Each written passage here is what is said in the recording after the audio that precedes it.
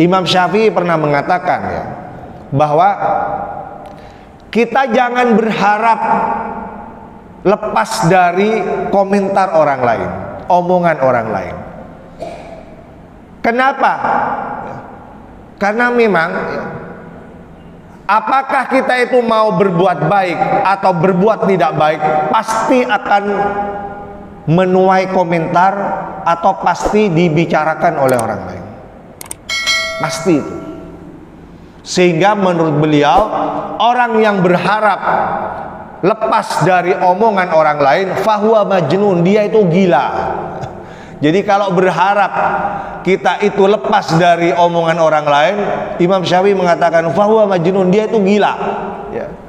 Kenapa? Karena memang faktanya apapun yang kita lakukan, apakah yang kita lakukan itu baik bernilai ibadah, atau sebaliknya perbuatan itu tidak baik bernilai maksiat, itu tetap akan dibicarakan oleh orang lain.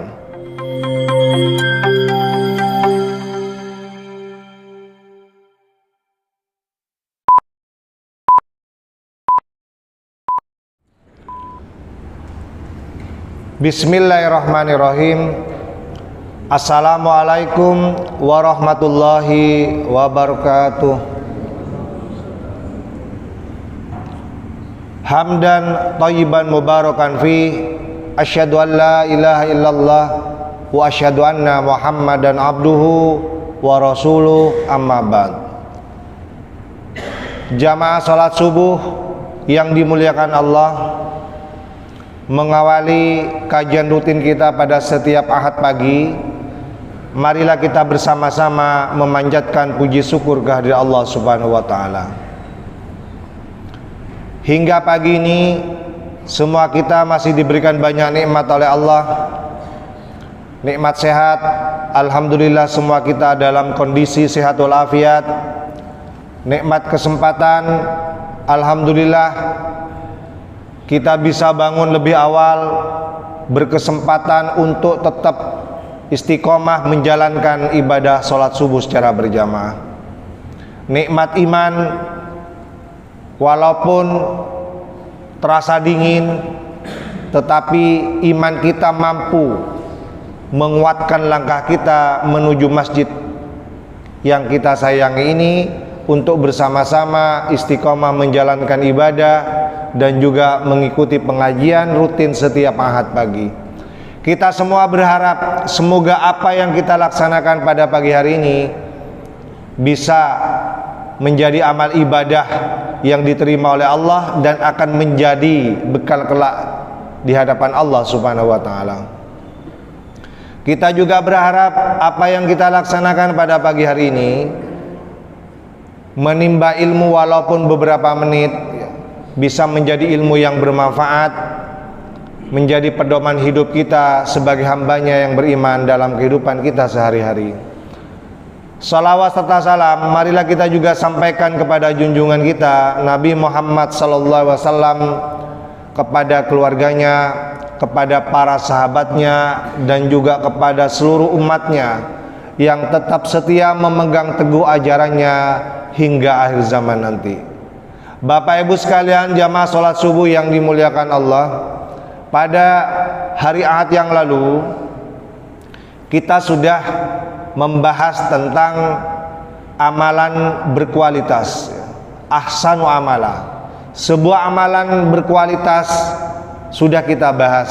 Amalan yang sifatnya ukhrawi seperti apa yang berkualitas sudah kita bahas. Amalan yang sifatnya duniawi disebut berkualitas sudah kita bahas. Pada pagi hari ini saya ingin melanjutkan kajian kita pada Ahad yang lalu ya, bahwa di antara ciri amalan ukhrawi dan amalan duniawi yang berkualitas itu, kalau niatnya itu adalah ikhlas karena Allah. Allah berfirman, a'udzubillahi minasyaitonirrajim, wa ma umiru illa liya'budullaha mukhlisina lahuddin.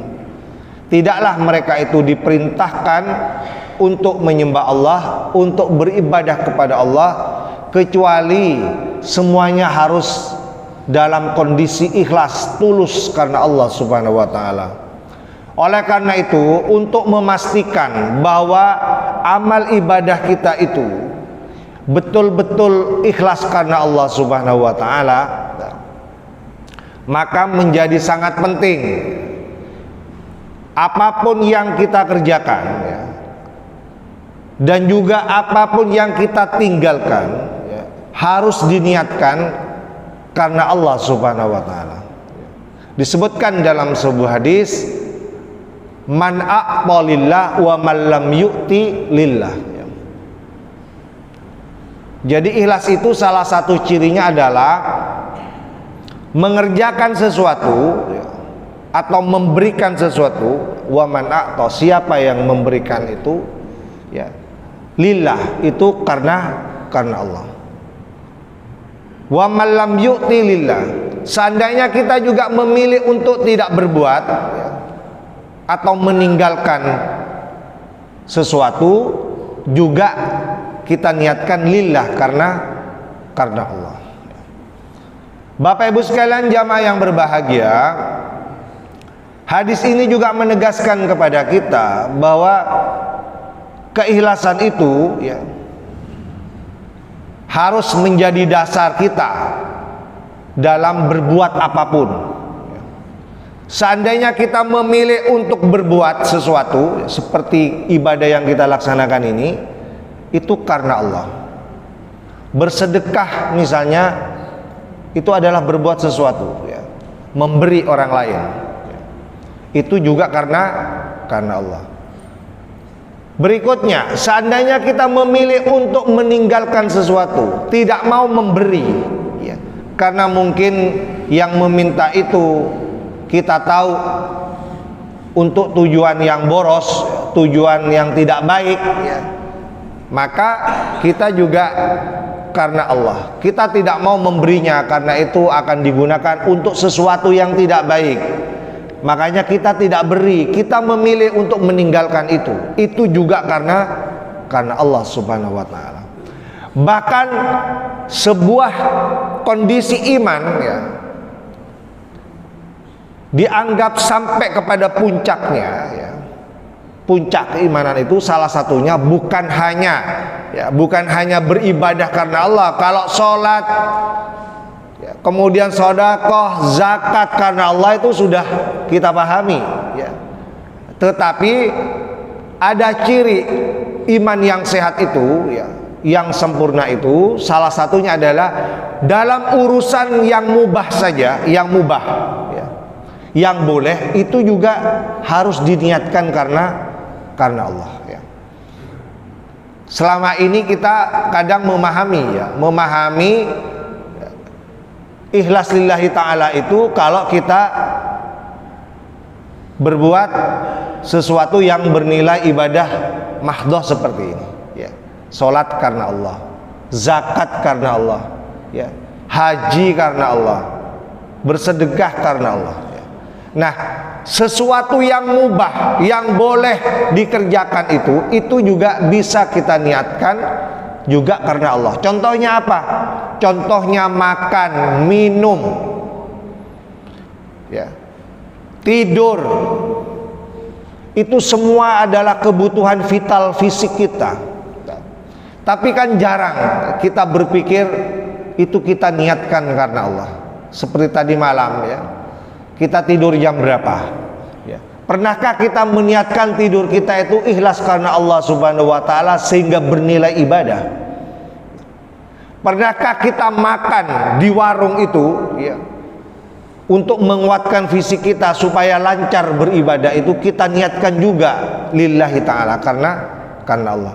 Coba bayangkan Bapak Ibu semua, ya, bukan hanya ibadah yang diperintahkan dan dianjurkan, sesuatu yang mubah itu kalau diniatkan ikhlas karena Allah, itu akan bernilai ibadah, ya.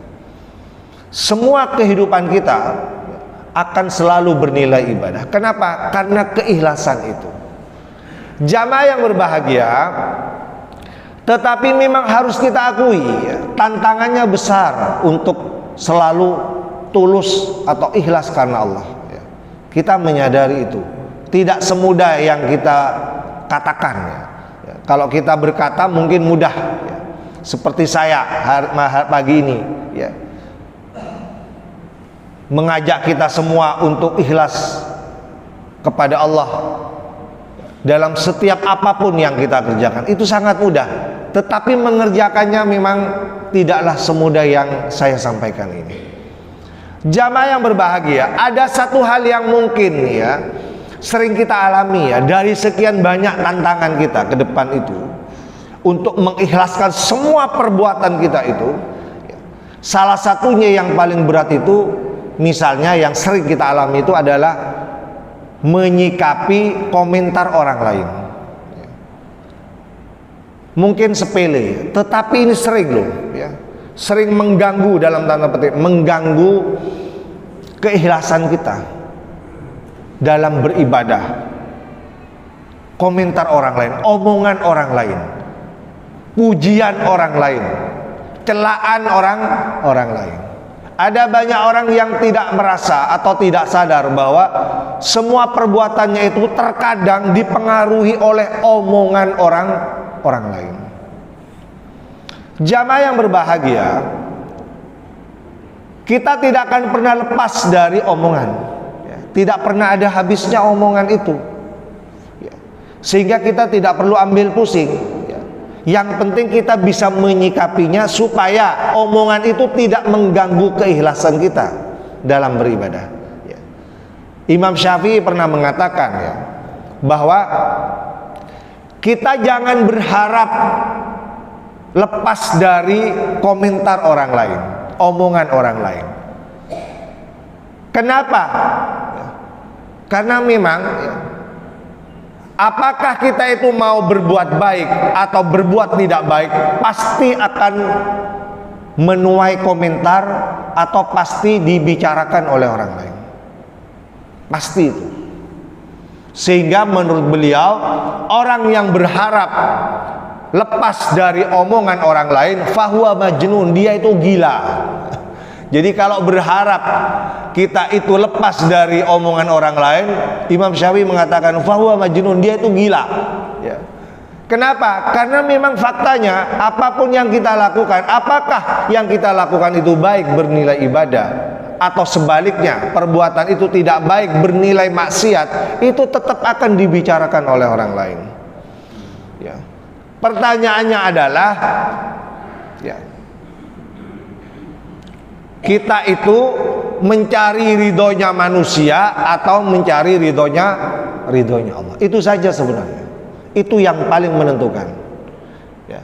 Kita berbuat sesuatu bernilai ibadah itu dalam rangka untuk mendapatkan ridhonya Allah, atau sebaliknya kita ingin mendapatkan ridhonya manusia.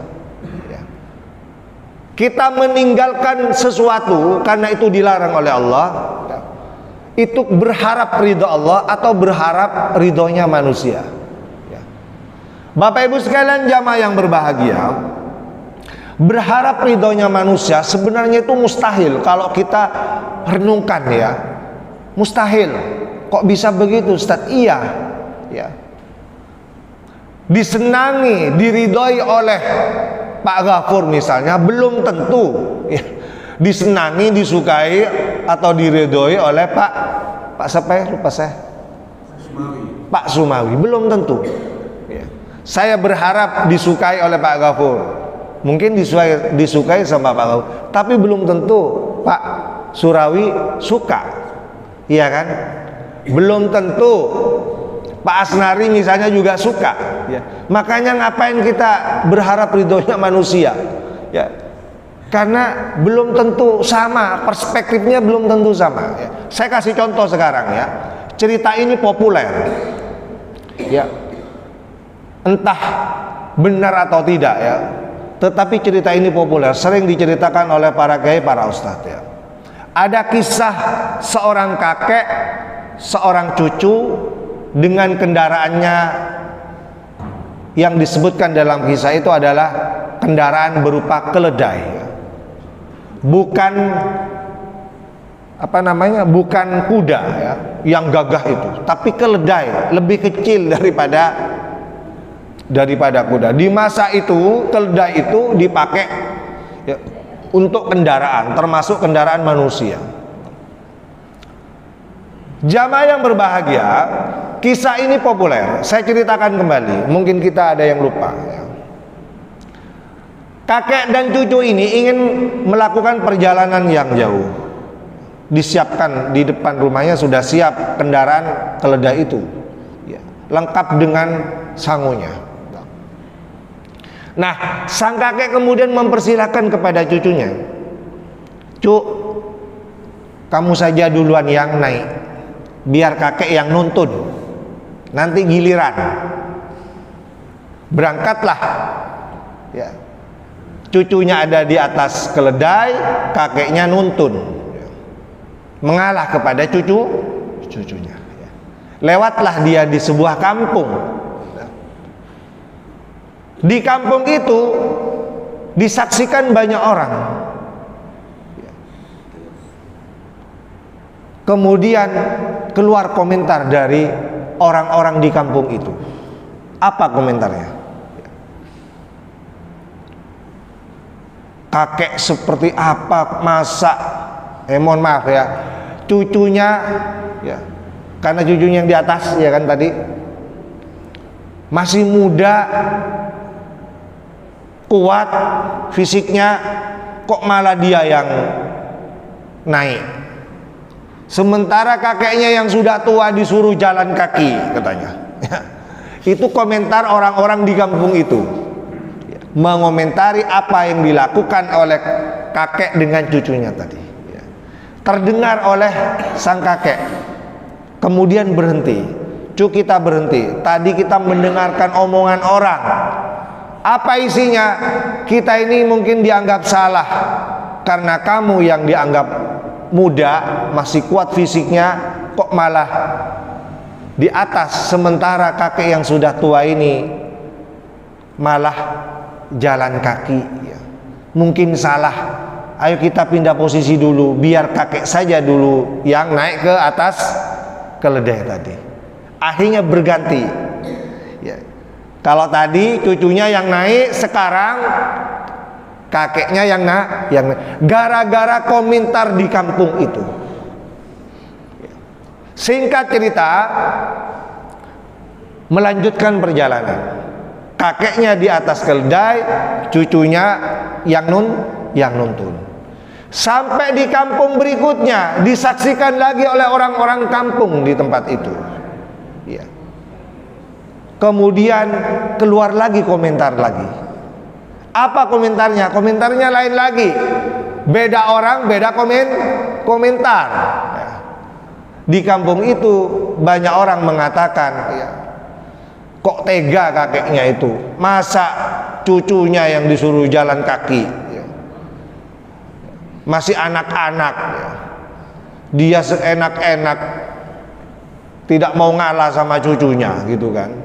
Terdengar lagi sama kakeknya, kemudian berhenti lagi. Cuk, kok nggak enak ya omongan orang ya. Kakek dibilang tega membiarkan cucunya yang masih anak-anak jalan kaki, sementara kakek ini dianggap tidak mau ngalah, naik sendiri di kendaraan ini.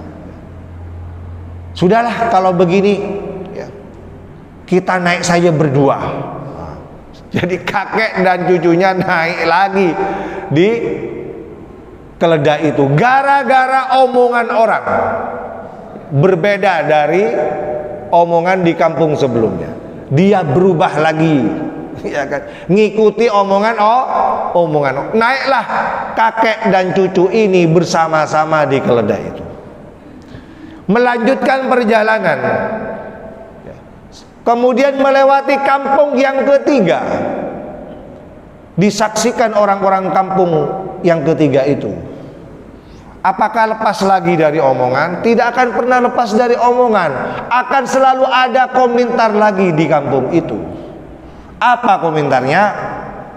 Wah, nggak kasihan ya sama keledainya yang kecil itu, sudah kurus dinaikin berdua lagi. Coba.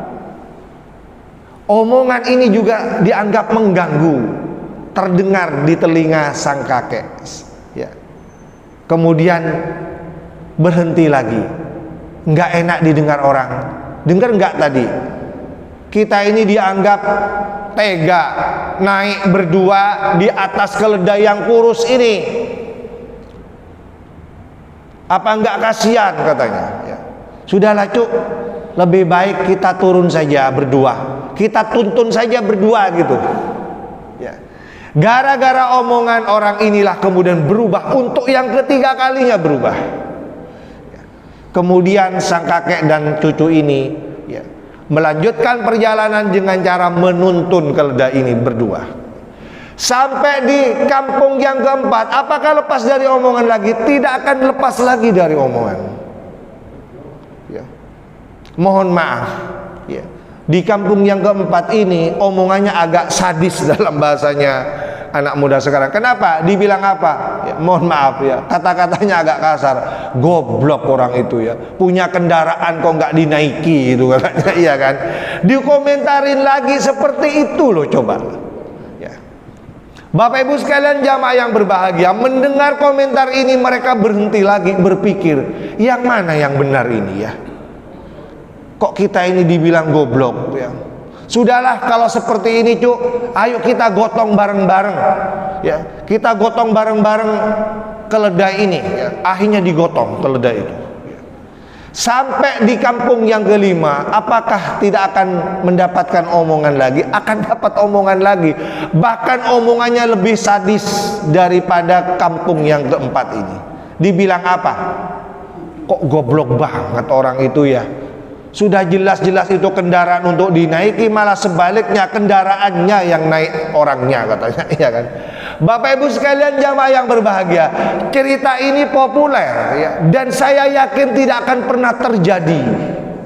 Ya, kita tidak akan pernah melakukan itu. Ya.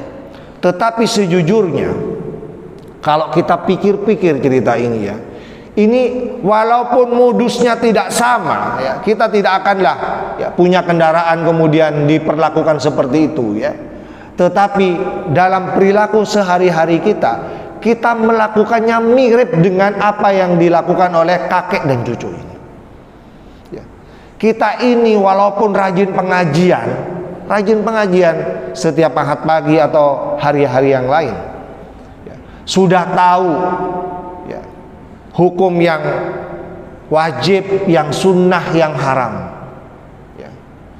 Yang pahala, yang dosa sudah tahu ya. Yang sunnah dan bid'ah sudah tahu, yang baik dan buruk secara umum juga sudah tahu. Tapi kadang-kadang itu tidak menjadi pedoman. Kadang-kadang kita masih terpengaruh dengan omongan orang lain, seperti air di daun talas ya. Ikut-ikutan omongan orang, terpengaruh dengan omongan orang. Saya kasih contoh misalnya ya, saya ada tetangga itu karena mau umroh namanya orang desa mau umroh, yang biasanya nggak pakai kerudung karena mau umroh, mau diumrohkan sama anaknya ya. Rajin pakai kerudung, mungkin hamin 2 mingguan lah ya, atau kurang lebih 1 bulanan sudah rajin pakai kerudung ya. Kemudian juga rajin ikut-ikut pengajian. Nah ternyata singkat cerita diomongin sama tetangganya, apa omongnya? Belum juga umroh sudah pakai kerudung, pakai jilbab, kemarin-kemarin kemana katanya. Itu mungkin karena ingin supaya supaya nanti dipanggil Bu Hajah gitu kan, jadi dia pakai kerudung gitu. Nah gara-gara omongan seperti itu apa yang terjadi? Dia melepas kerudungnya, nggak mau dia. Bilang sama anaknya ya. Waktu ditegur sama anaknya, loh kok sudah nggak pakai kerudung, kok sudah nggak ikut pengajian? Nggak enak tadi diomongin orang, tetangga-tetangga ngomong gitu ya. Nggak apa-apa katanya anaknya, kan ntar lagi mau umroh, harus mempersiapkan diri ya, menjadi wanita yang soleha. Nasihatnya dari anaknya. Tapi dia nggak kuat menahan omongan itu. Ini bukti bahwa omongan itu sangat mengganggu. Banyak sekali orang yang tidak sadar itu, ya.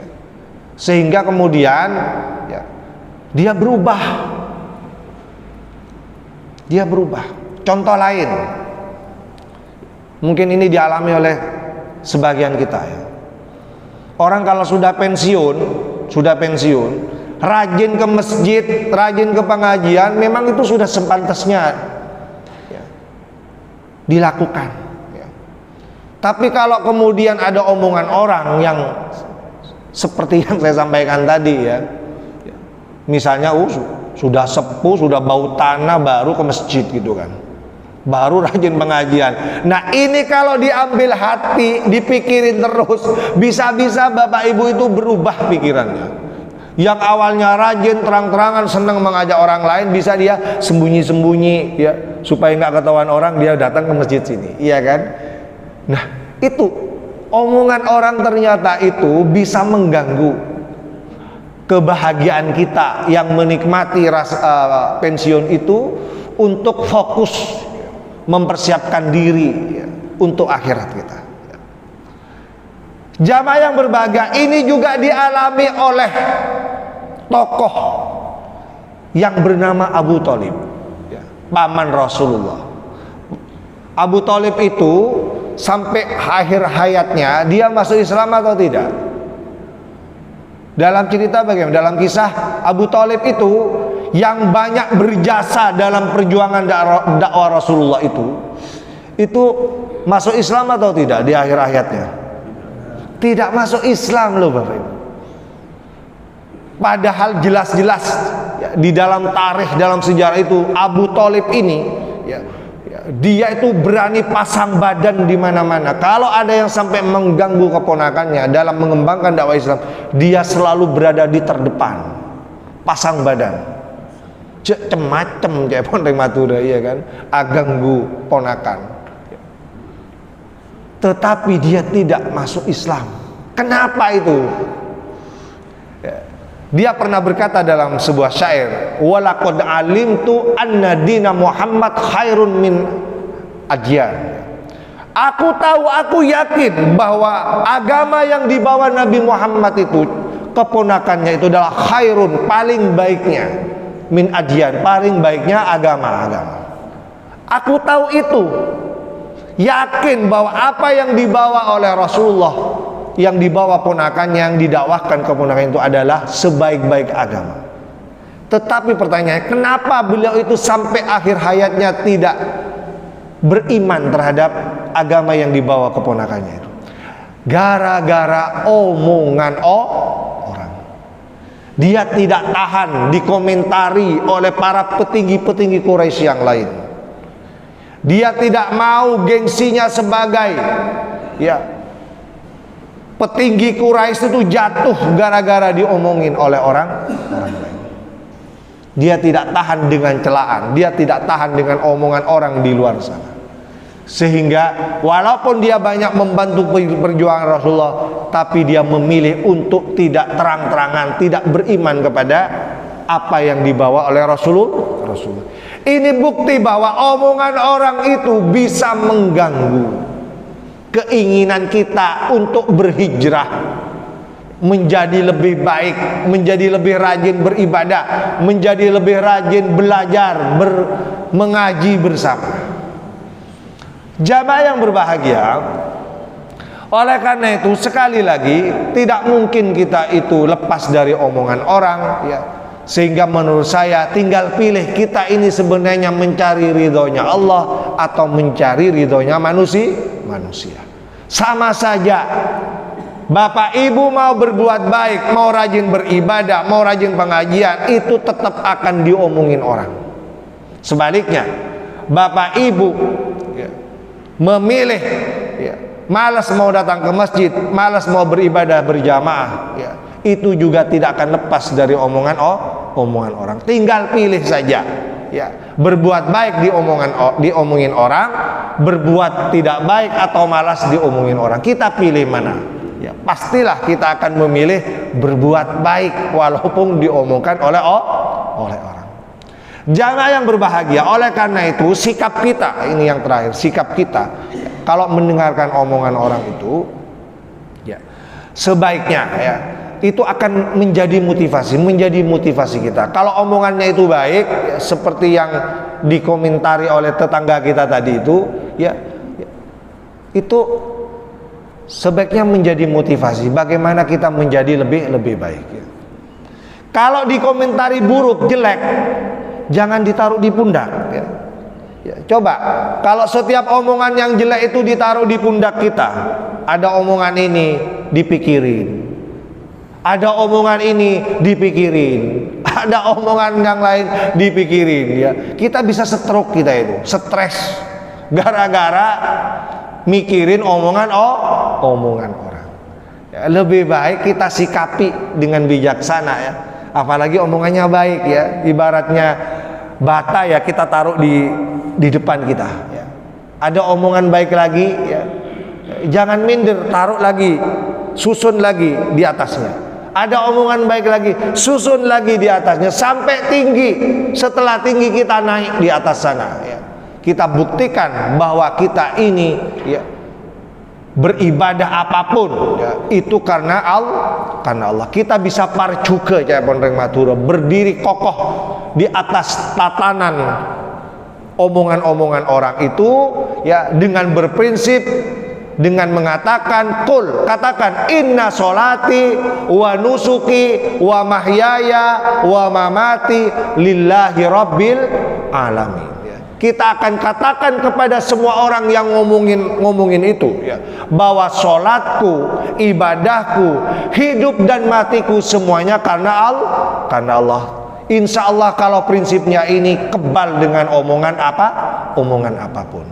Semoga apa yang saya sampaikan ini bermanfaat, menjadikan kita semakin ikhlas berbuat apapun, beribadah apapun, sehingga amalan kita bernilai, berkualitas. Marilah kita tutup pengajian kita ini dengan doa kafaratul majelis.